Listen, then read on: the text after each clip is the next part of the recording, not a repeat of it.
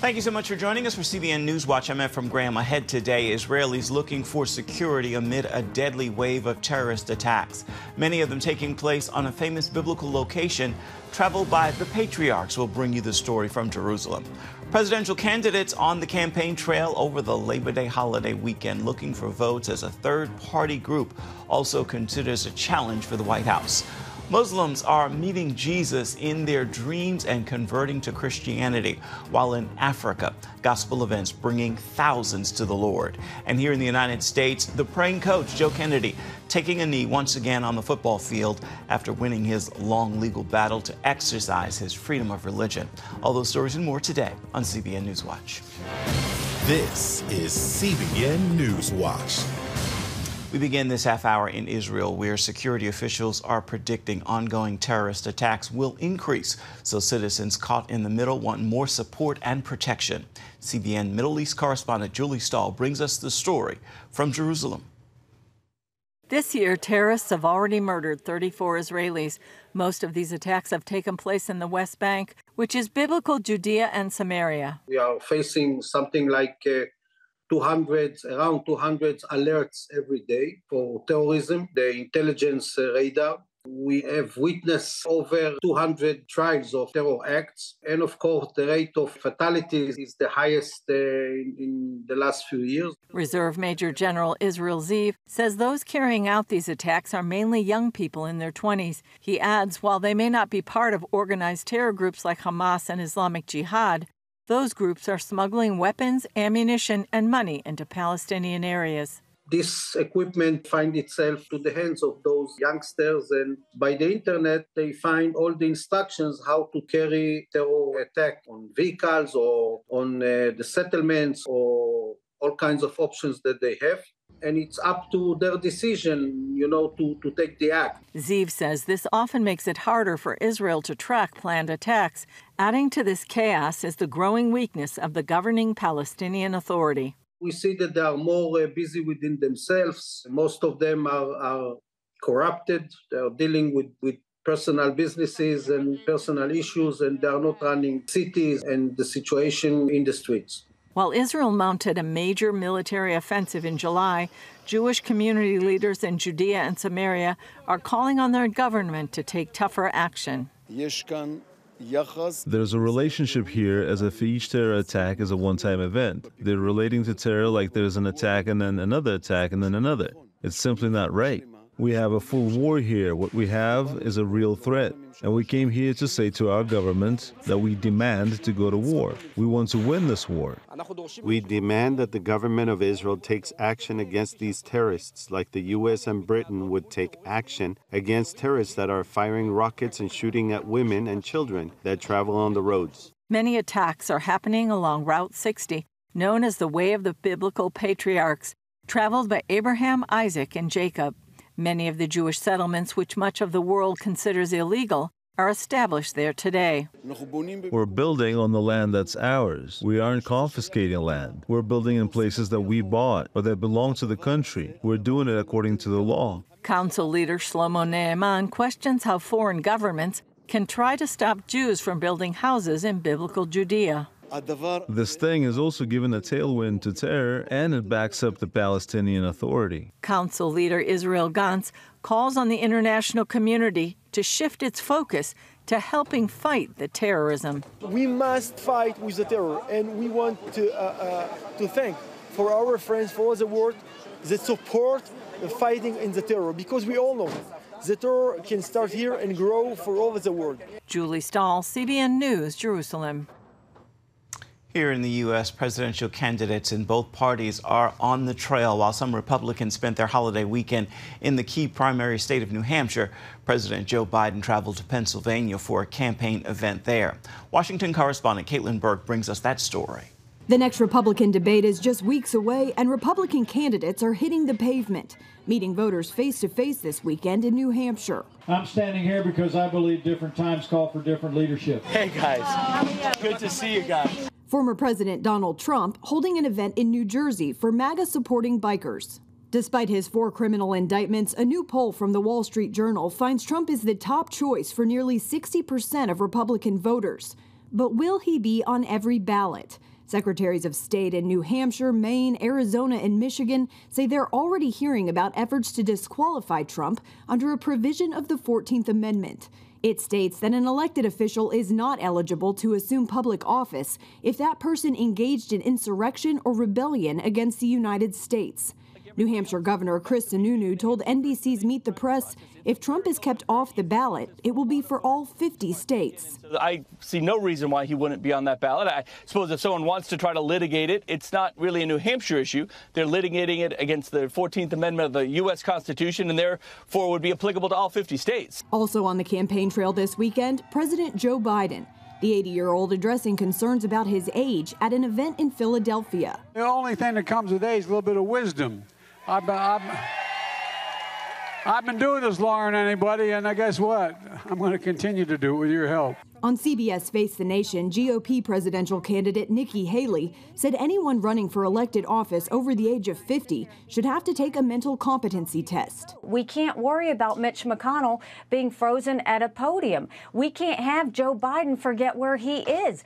Our enemies are watching all of this, and every time they have an instance like that, America is less safe. Meanwhile, bipartisan political group No Labels is looking to field a third-party candidate. The Washington Post reports the choice will be made in April at a convention in Dallas, but only if they believe there's a viable path to victory. Caitlin Burke, CBN News, Washington. Now here's a quick look at some important spiritual stories beyond the headlines. 2 Assembly of God missionaries are sharing multiple first-hand testimonies of Muslims coming to Christian faith after encountering Jesus Christ in their dreams. James Bradford, a lead pastor at Central Assembly in Springfield, Missouri, and missionary Dick Brogdon told Assemblies of God News Muslims are meeting Jesus in their dreams and converting to Christianity at an astounding rate.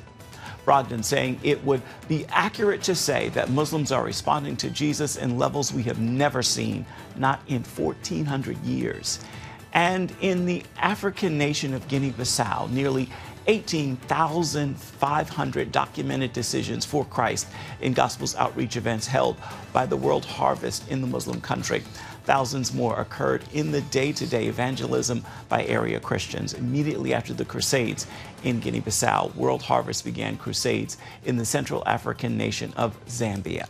You can read more about these stories at cbnnews.com. Coming up, he won a major court battle over the right to pray on the football field. Well, now, praying coach Joe Kennedy is back, once again honoring God and taking a knee this weekend. And CBN News was there. We'll bring you the story when we come back. Stay with us.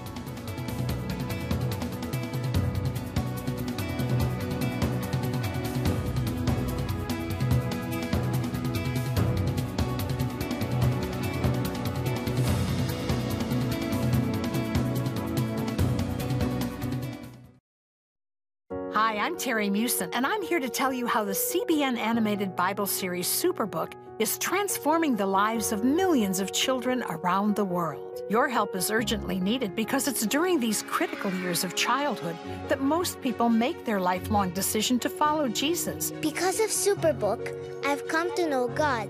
You can be part of this critical mission with a gift of any amount. Go to cbn.com/share the gospel. Football season is underway, and as games started up again over the weekend, so did a sign of religious freedom in America, praying at a sporting event. In Bremerton, Washington, Coach Joe Kennedy once again took a knee and prayed at midfield. CBN's David Brody was there for this important occasion.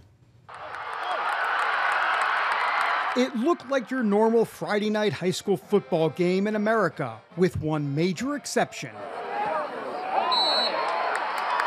After enduring an 8-year fight for his right to publicly pray after games, a Supreme Court decision put Joe Kennedy back on the sidelines.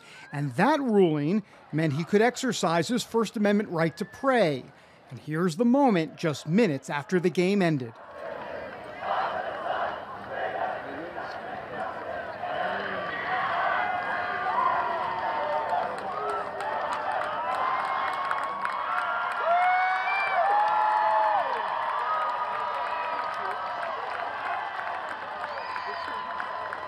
Afterwards, the coach told a throng of waiting reporters what he prayed. I said thank you probably 30 times. And I had no other words. What do you say to the one who got me here to begin with? What we asked for from the Supreme Court and all the courts was just to be able to be a coach and to be able to pray after a football game. What an awesome way to come back after an 8-year battle. The city of Bremerton, Washington is Coach Joe Kennedy's boyhood home. He loves this place. It's both picturesque and blue collar, and it's that hard-scrabble approach that is needed to fight this 8-year ordeal. It has not been easy. Victory came with pain and suffering, even threatening his marriage. We're about to get a divorce over all of this because I'm putting my wife through hell and she's crying every day. That's because his wife Denise was the head of HR for the school district that her husband was fighting against. A tough spot for sure. I was so angry at him. I spent a lot of time being angry because I didn't understand his intention.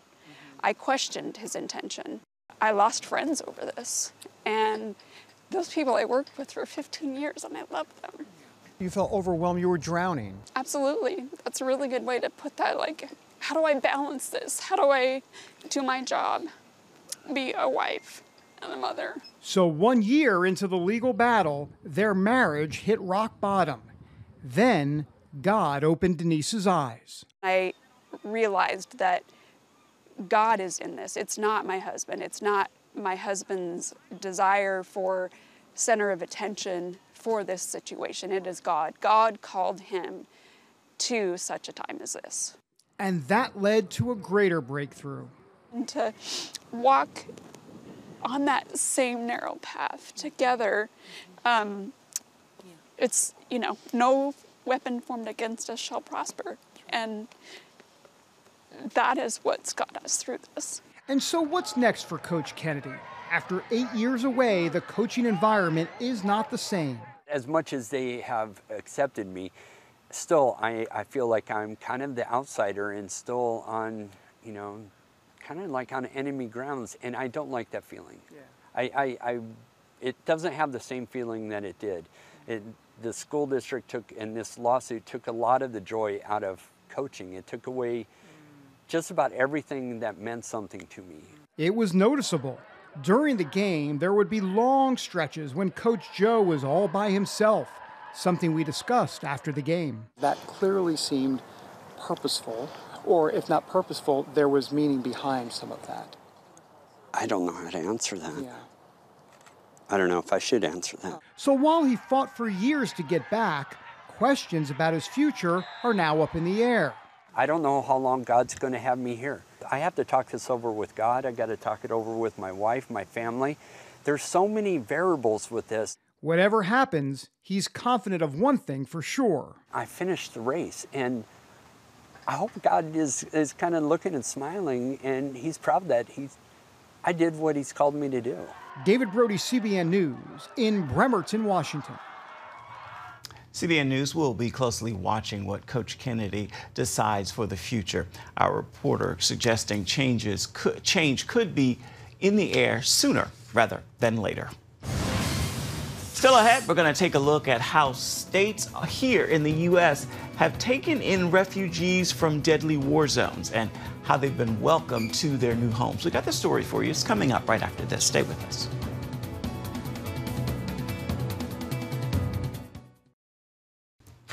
Millions around the world have fled their homes in the last few years. They've left because of major events like the war in Ukraine and President Biden's chaotic withdrawal of U.S. forces from Afghanistan. Refugees leaving these war zones are looking for a new place to live, and one place where they're starting over is the state of North Dakota. Mark Martin brings us this story. August 2021, the United States pulls remaining troops from Afghanistan, resulting in chaos, plus the deaths of 13 American service members and around 170 Afghan civilians. It also strands U.S. allies in a hostile country ruled by the Taliban. CBN News met one of those allies living as a refugee in Fargo, North Dakota. For safety, Abdul wants to remain anonymous. Serving as an interpreter for the U.S. military, his first attempts to evacuate Kabul came up short. I came back home, so the family told me just stay home, don't go outside, because the neighbors and the people in the area, they know where you've been working and who you've been working. We don't feel about yourself, like about your life and your security. Eventually, the U.S. military found a flight for him at another airport. Staying in Afghanistan could have cost him his life. We're hearing every day like the Taliban or the people who running the government right now, they killing the Afghan forces whenever they find about them, like especially the commandos and Afghan special forces. They could do same thing with me or even with my family. His family, unfortunately, did not make it out. Actually, yeah, it was too hard for me. Even I couldn't say them goodbye or give them a hug. So it was pretty hard for me to leave those people who I love them or they love me, like my family. After spending a few weeks in the Middle East, Abdul ended up in the U.S., where he says North Dakota offered the best opportunity. It was super amazing for me. When I came to the airport here, that was the winter time. Everywhere was snow. Those people from the community, they are very good people. They told me like a best welcome to North Dakota, Fargo. The Lutheran Immigration and Refugee Service helped make it possible. I remember the first Afghan family that arrived in 2021. A husband who had already been here for a period of time welcomed his family, I believe, of 5. And when he and his wife embraced, after having been separated for a significant amount of time, it brought tears to my eyes and my colleagues' eyes. In fact, one of my staffers turned to me and nudged me and said, "This is why we do this work." Hanaher helped form the North Dakota office of Lutheran Immigration and Refugee Service in March of 2021. Since that time, they've helped around 500 refugees. While Hanaher has seen some resistance, he adds overall the community is very welcoming. I'm very grateful for the outpouring of support and love from our community. There are always detractors. There are those who fear the unknown or simply have a different thought process around how they feel about these issues. Other refugees now calling North Dakota their home escaped Russia's war on Ukraine. Sergei Listratenko, his wife Natalia, and their daughter Kira lived in the Ukrainian city of Kharkiv. We saw burning tanks, burning cars. A lot of people died, but a lot of people, our military forces evacuated a lot of people. The family evacuated to western Ukraine, and after 6 months, they decided Natalia and Kira should head to the U.S. Sergei stayed behind to help in the war effort.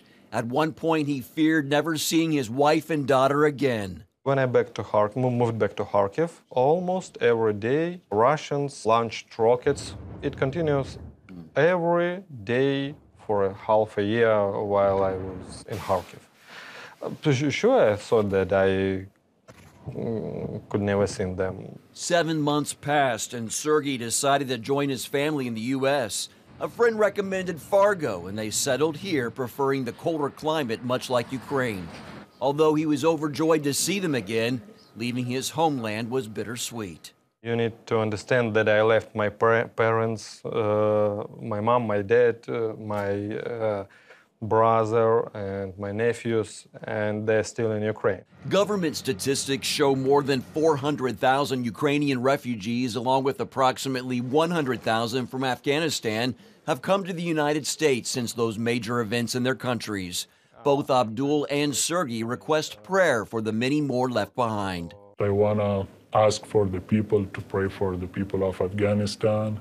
Also, I wanted the international community to force on the Taliban to reopen the schools and university and let the girls and the female to go to and continue their education. They shouldn't pray for us because we are in safe place. So they should pray about our brave warriors that protecting our land. And that safe place for these refugees now is North Dakota. Mark Martin, CBN News, Fargo. Coming up, you've heard the expression like a kid in a candy store. Well, this candy store in the state of Washington had an unusual visitor recently, but it wasn't someone's child. We'll have the story for you when we come back. Stay with us.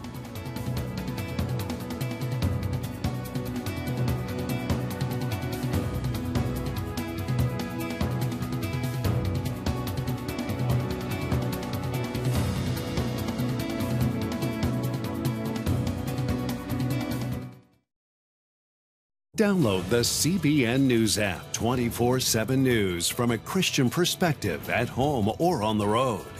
One place for all of your news. Breaking news alerts. Set daily prayer goals and pray for news stories. Read the most important news and watch CBN News Channel live. CBN News, because truth matters. Go to cbnnewsapp.com to get the app today. Welcome back to CBN NewsWatch. A candy store in Ocean Shores, Washington saw a unique visitor recently. Customers in Buddy and Howie's candy store were quick to pull out their phones for a deer with a sweet tooth. The deer entered the store through an open front door. The curious creature browsing the candy selection before hurrying back outside. The store owner says the only damage done was that the deer might have gotten a taste of their delicious taffy. May mean he'll be back for some more. Well, right now it's time for your Tuesday Tweetable. Here's a thought to post, tag, tweet, and share with those in your circles of influence. God is a God of miracles. It's what he does, and it's who he is. So don't be surprised to find a miracle, to see a miracle, or to even be a miracle. It's God's very nature, and he stands ready to use you to do his great and mighty work. Well, that will do it for this edition of CBN NewsWatch. You can always find more of our news programs on the CBN News Channel at any time. You can also find them online at cbnnews.com.